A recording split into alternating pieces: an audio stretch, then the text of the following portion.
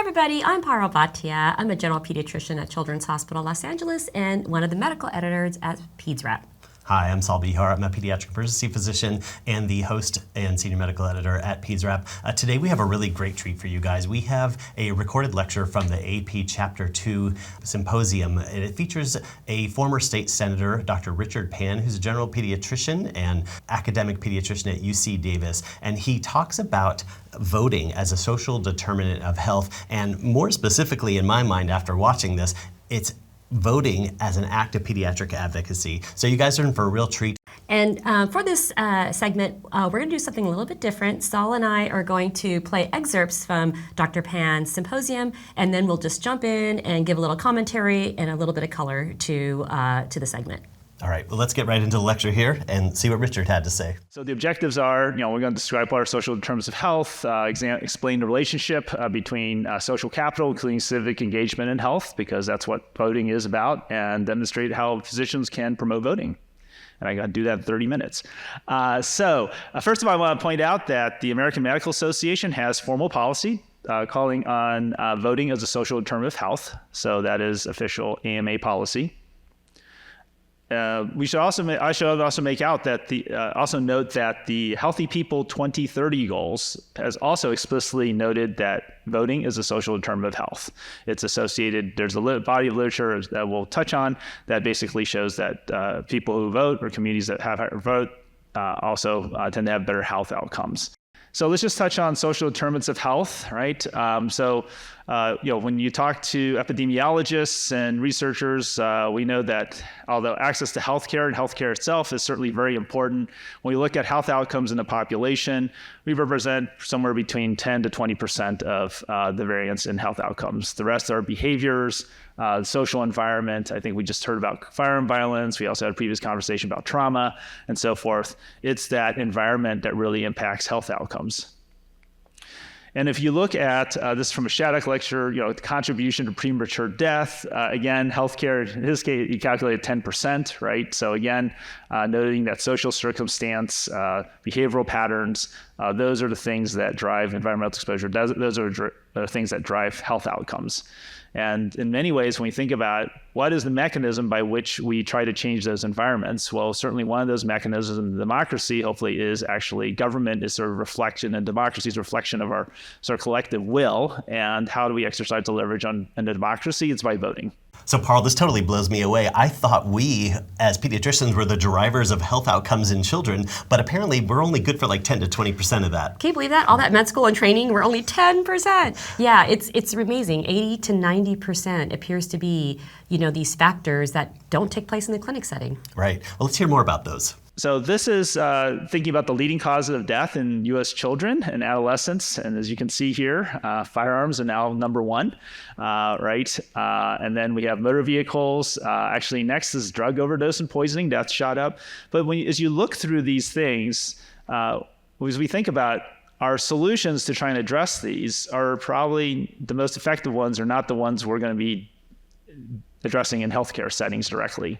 It is about changing that environment. So again, when we think about what's actually causing, death is certainly not the only outcome. And I appreciate this, we have the part that's above the water, right? So that's easy to count. You're alive, you're dead.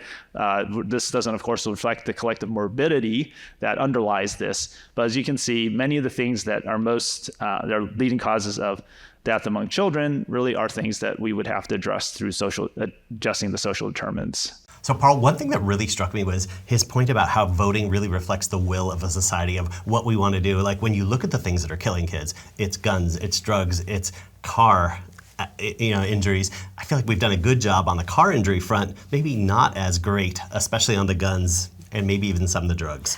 Yeah, and I think, when we think about our societies, we vote in order to enact legislation that reflects our values. And sometimes things that we value, like keeping our kids safe or, not in a really bad lethal accident, may sometimes be in conflict with our ideas of individual liberties. And so sometimes they don't coexist as cleanly as we think. Like with car accidents, it's super easy. No one wants a car accident. We all put a car seat, in the car. Yeah. But some of the other ones may be more... Even when that started, people kind of rebelled against wearing seatbelts, right? So it took a lot of societal change in voting and laws to actually make that impact happen. We haven't got there with guns yet. Yeah, and I think that's where what we're talking about is if you have an opinion about this, if you feel like this is something that you want to contribute to our society, it's really important to get out there and vote, because that's how your opinion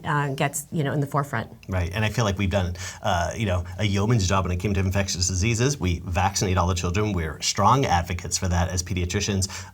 Yet we need our patients and our families to get involved too, to sign a self-advocate, because we can only do so much at the clinic. Exactly. So this next section, Richard talks about the concept of social capital and how when we are tighter as a community, it actually leads to better health outcomes. So social capital is a kind of newer word in my vocabulary. 20 years ago, I wasn't really using that. I don't know about you, Saul, but Dr. Pan describes it in a way of connectedness and how when we are connected, it strengthens us. It adds capital for us to then improve whatever we are trying to get towards.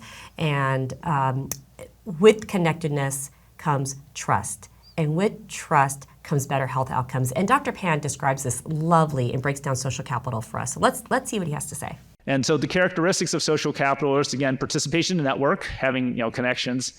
Reciprocity. Reciprocity isn't a quid pro quo, I do you a favor, you do me a favor, but that you help other people, not because you're expecting, but you kind of know that someone's going to help you when you need it. It may not be the person you helped, right? But because you're part of this network, the network comes in and tries to help you out, right? Trust.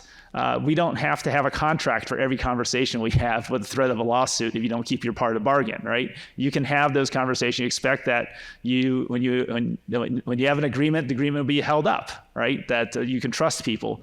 Social norms. Now, this can work both ways, right? So you have social norms in the community, right? Suppose there's a social norm that everyone should wear a bicycle helmet. In many ways, when the social norm is strong, we often don't need laws for that.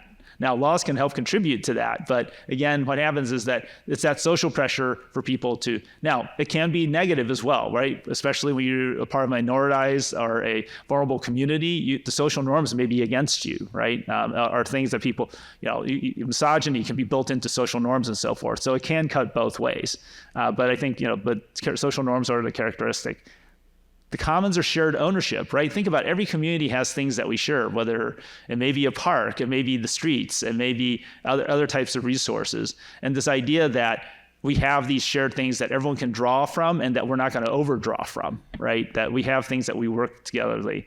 And then finally, proactivity and collective efficacy. So when your people are connected and there's a problem, people are more likely to be organized to come together to solve that problem, right? That we don't need someone coming in from outside, not to say, or that we can call on someone to come from outside, right?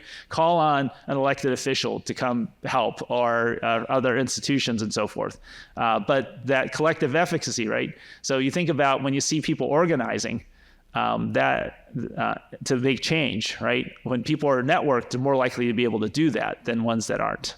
Now, there's data to show that there's a connection between mortality and trust. This was actually looking at, there's measures of trust on this thing called the Social Service Survey that's done by NORCA of Chicago, and they looked by states and they correlated, this question, most people can't be trusted, right? So it's a measure of trust and mortality rates. And you can see there's a correlation between people who say that when they say most people can't be trusted, their mortality rates are higher. So when the lower levels of trust leads to higher mortality rates.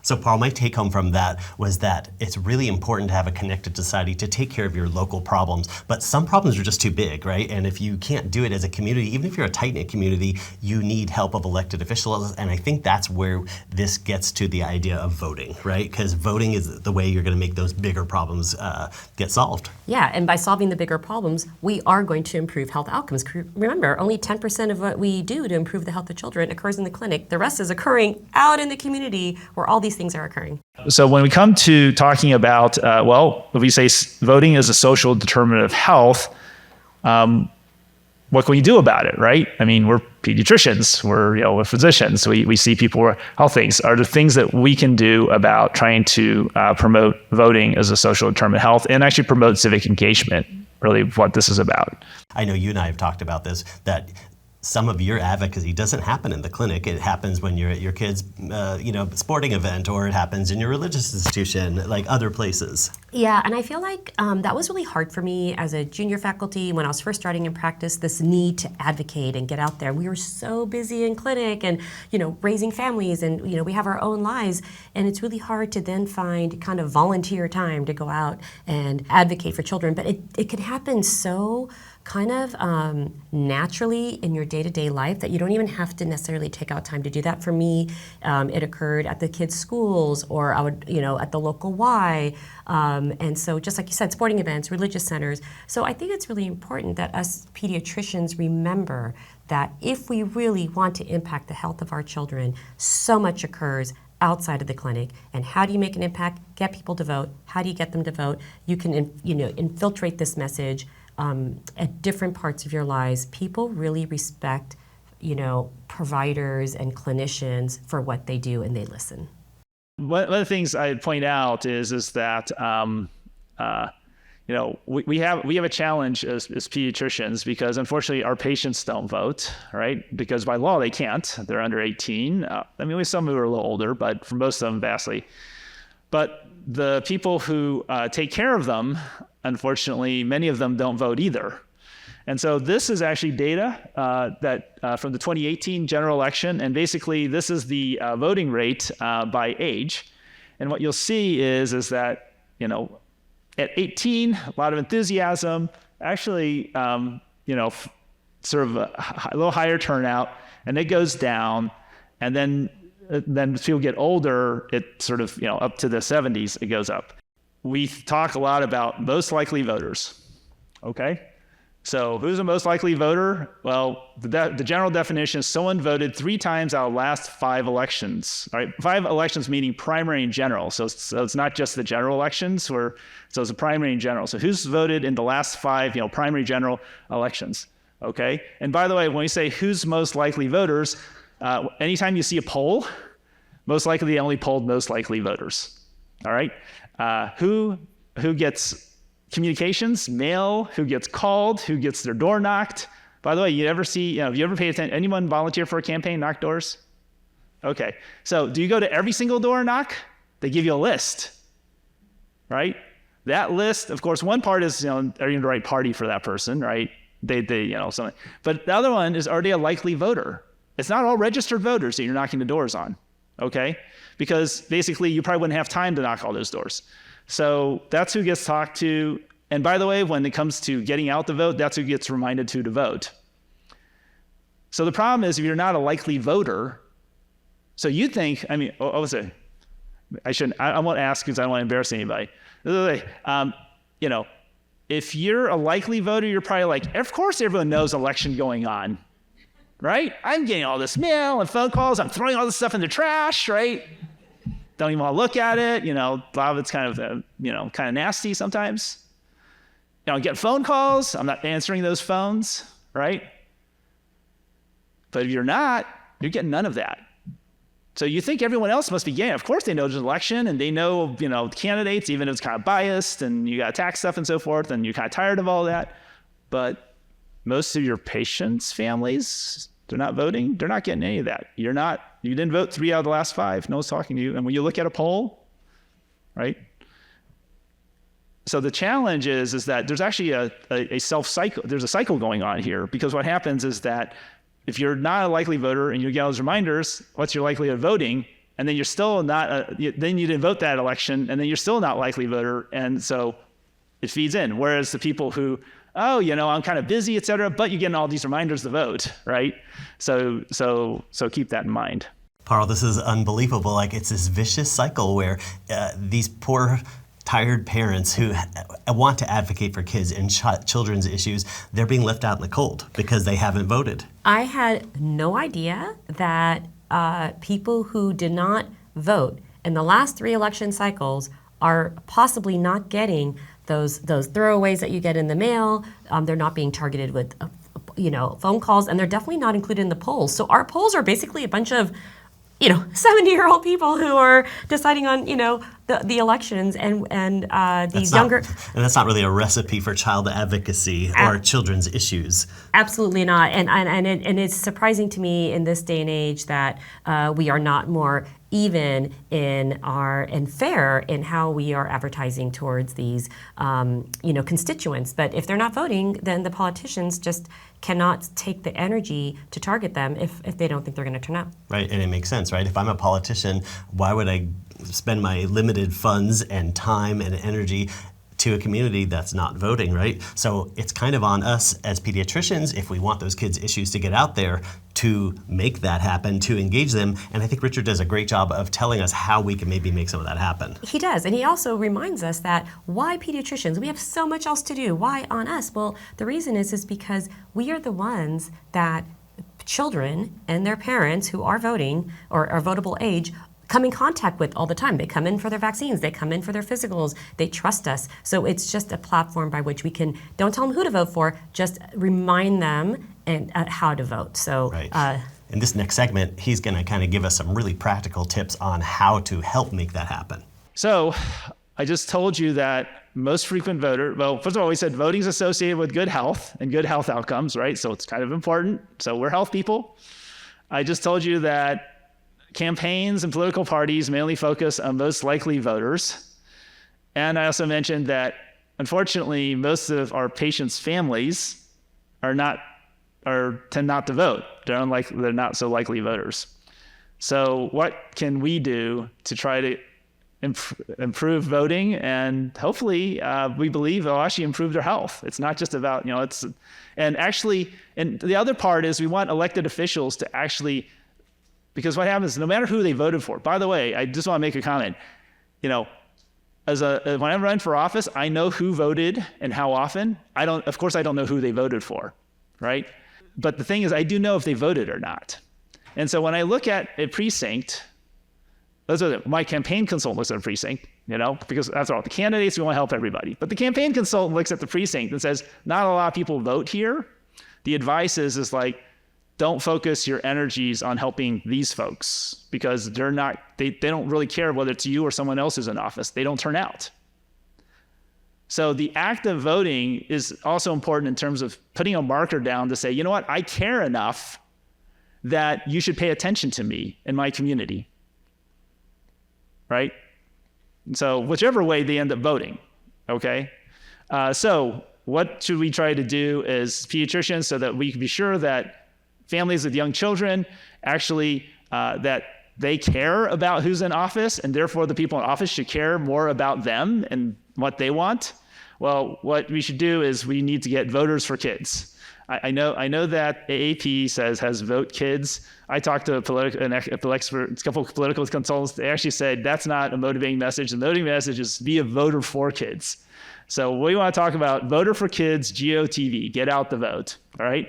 So you want to ask parents to be voters for kids. I want you to, you need to vote. I need you to be a voter for kids, including your kids, right?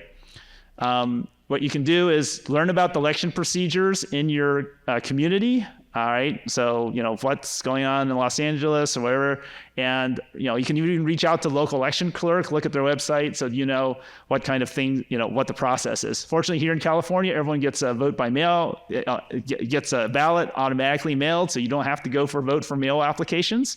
So it's not about, you can actually mail in your ballot or drop it off. Right. So you can place election reminders in your waiting exam room. When you get elections, think about, mom may not even realize that there's an election coming up because it's not on their radar screen because no one's telling them that, right? You think that everyone should know, and you're getting a lot of stuff, but they may not, right? The other thing is, by the way, trying to reach out to folks. One of the expensive things for a campaign is, and why they focus on most frequent voters, is that we don't have addresses and emails and phone numbers for people. Oh, wait a minute, your practice does. You send them reminders to come to your appointment and stuff. Well, you can use your own phone tree to not necessarily tell you vote for X. You should vote. A month before election day, they get mailed ballots. You can set up a thing with your reminder system to all your patients and say, by the way, this is Dr. So-and-so. I think it's really important for you to vote. Ballots just got mailed out. Please be sure you got yours and be sure you mail it in. That's what campaigns do. That's called GOTV. But these are for people who don't vote, right? Who are unlikely to vote. They're not going to spend the time doing it, but you can. And even if we can just raise that turnout by 5 or 10%, just bump it up a little bit, that's a political earthquake. That's a political earthquake, because what happens, oh my God, those people are now voting. I need to actually talk to them. So anyway, it's time to get out the voters for kids. Thank you. All right. Thanks all for going through this with me and learning this with me. Yeah, it was really, really eye-opening. And thank you to Richard Pan and Dr. Tomas Teresis, the Executive Director at AAP Chapter 2, as well as Grant Chrisman, who's the outgoing president there as well, for letting us come to the conference and record this and share this with our audience. And we hope you guys take this home as something you can do to help advocate for kids. Thank you so much. This is Hippo Education.